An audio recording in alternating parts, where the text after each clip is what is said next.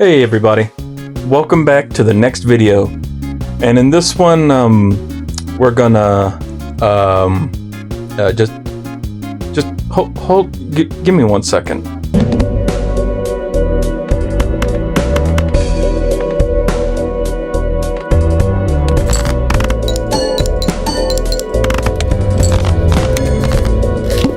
Oh yeah, okay. Well, where was I? Oh yeah. So we're going to talk about a game that in 2024 took over the just give me 1 second. Hold on.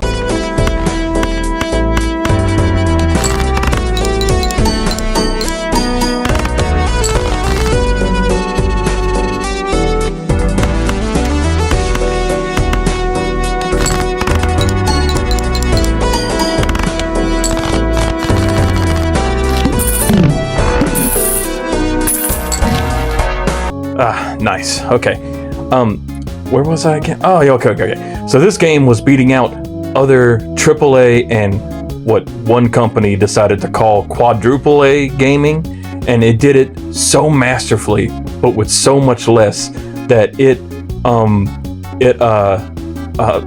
just hold on. One more.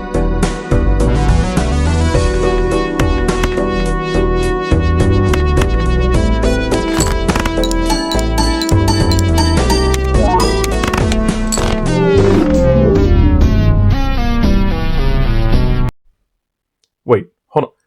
Did you motherfucker?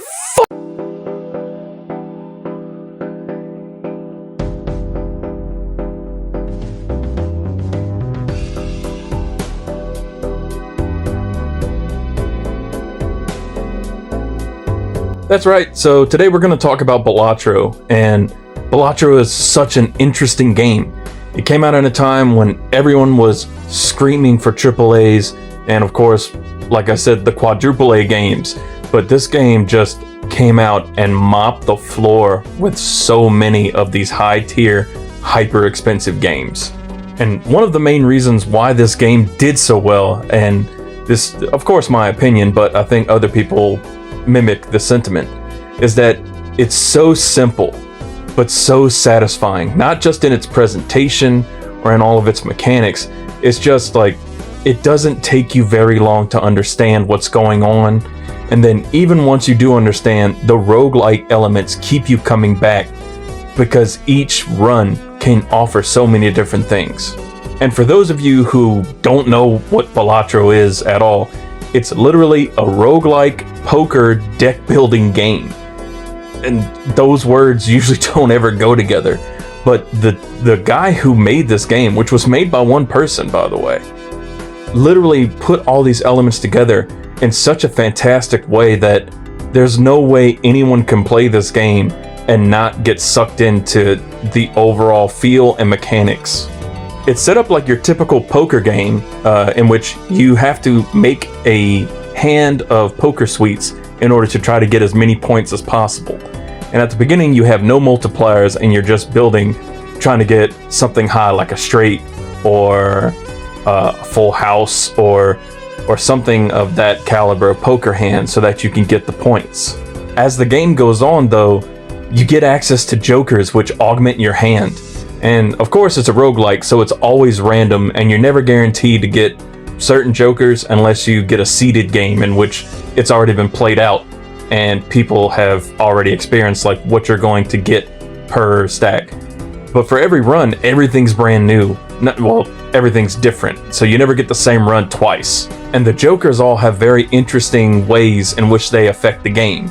Some jokers give you extra points on an ace. You'll get like 20 points plus a +4 multiplier. And others you might get extra chips depending on how many cards you have in one hand. Or one is literally a banana card that just gives you a +15 multiplier, but it has a 1 in 4 chance of being eaten. So you may have the card for one hand, or you may have it for 20 hands. So it's all just random, but these cards are what make the game so addictive, and it what gives you that nice spice and spontaneity that you need to keep each run interesting and to keep you interested and invested in what's going on. And the main core of this game is number go big, my happiness grows with it. So anytime that you're able to make some type of astronomical, ridiculous number and just completely destroy the blind that you're playing on, it just makes you so happy and makes you want to get to the next one. And then even whenever you get to a game to where you miss it by maybe 10 points or 5 points, even though you're ridiculously angry sometimes, it just makes you want to instantly get back in. And the game creates a very good loop in that the moment that you lose, you can instantly hit start a new run and it just puts you back in it. So there's no downtime. You don't have to sit in the stew or look at all your stats if you don't want to. You could just go right to the next one. So you're instantly getting that gratification of, I was almost there. Now I need to try and get it again because this game is a and sometimes this game is literally a You can go the entire game doing well, getting all the cards that you need. Even whenever you're against the ropes, you'll finally get that one card you needed to make a full house or a straight or something. And then you'll get to maybe the 7th or 8th round and a boss blind will come up that just completely locks out your entire strategy. And there's nothing you can do about it. And you just have to start again. Extremely frustrating, but also you have the sense of, I was almost there. If I just get one more card, or if I don't get that boss blind again, then I'll definitely be able to beat this run next time. And with the way the blinds are set up, you start with a small, big, and then a boss blind. And the small and big blinds are just there to give you point totals to reach. The boss blinds also have game-changing attributes, like it may shut off clubs. And if your deck is built around clubs, you've just lost your ability to make all your points. And as the game goes on, the boss blinds get even more intense. One boss blind in particular makes you have to sell a joker, which can completely destroy your entire run, because you may be dependent on every single joker in your hand. So the game teeters that line of being completely, utterly frustrating, and then being the greatest thing that makes you feel like Einstein mixed in with a little Stephen Hawking. And then you wrap all of these things into this packaging that just reminds you of if you've ever played video poker. But it's so accessible because everything is straight in front of you. You know exactly where your cards are. If you need to know where your multipliers are going, you can check your run status. If you need to check any of your other augmentations, you can just click a button in the menu and it just pops right up. So all the information that you need is easily accessible, and it's explained in a way to where there's no way to misconstrue what's being shown towards you. And even when you do things like buying packs, you generally have an idea of what you're going to get, even though the packs are completely randomized and what kind of jokers and what kind of hand multipliers you'll get, or even the vouchers, which can completely change the game by adding extra hands or discards, or making certain kinds of cards pop up more in the shop. And then on top of all of this, you also have different decks, which also change different ways you play the game. For example, one deck gives you extra discards, but a different deck will give you extra money, but you can't make any interest at the end of a hand. Or another deck will do different kinds of multipliers, so you'll take like the root of whatever you put together and that'll make your total, which is like well beyond me. I don't like playing with that deck very much. And then once you add all those things on top, you also have different stake challenges, to where you start off on a basic white stake, and then you start changing the colors, and each color has some type of change or detriment. Like the first one takes away one of your discards, and then the next one makes it to where small blinds don't give out interest, or they don't pay out if you beat them. And then the next one takes away something else, and each one changes the game in some way that doesn't really help you. But it also makes the game very interesting, because you could play the easy ones and just keep getting big numbers and having a fun time, or you could challenge yourself until you get to the gold stake, in which every single stake modifier is added. So you have to play with all of these extra rules that are against you. But once again, once you get that good God run and you can go ahead and finish out the whole thing, it's just, it just feels so good. And it just makes you want to play it again so you can get that good feeling running. And that's really what makes this game so great, in that it didn't need 500 developers, it didn't need $200 million, or whatever some of these companies spending 500 million. Sony dropping 400 million on Concord is like the best excuse for that. It just took one guy with some passion, and then he was able to hire out some people to do some music and to help out with a couple of things like getting some animation for the cards or drawing stuff.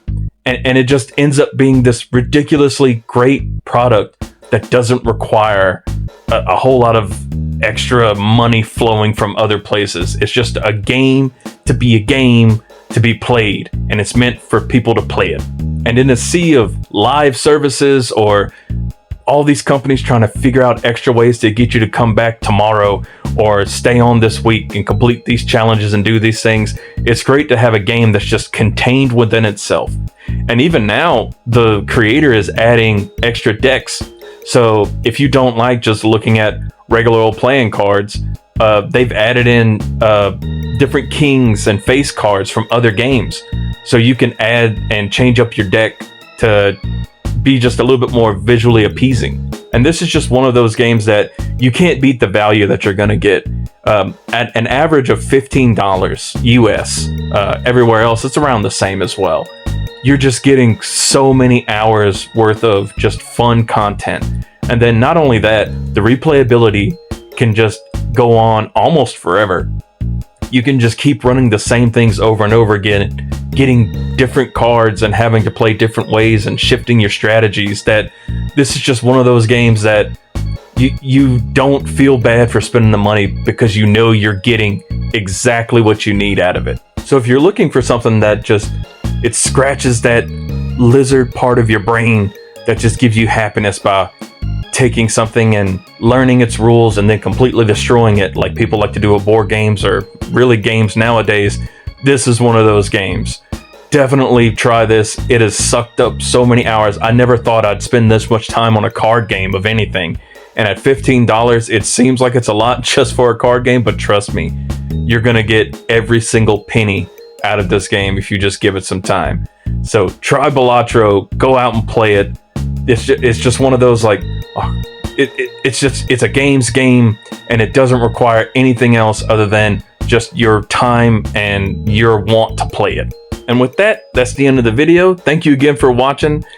Please leave anything in the comments if you think I missed something, or if you want to add your own comments, just saying if you like Balatro, or if you have any interesting stories about it, or tell me why you didn't like it after you tried it. Because once again, these games can't be for everybody. Someone's going to dislike it. So please remember to like and subscribe. I enjoy doing this content. I want to make some more.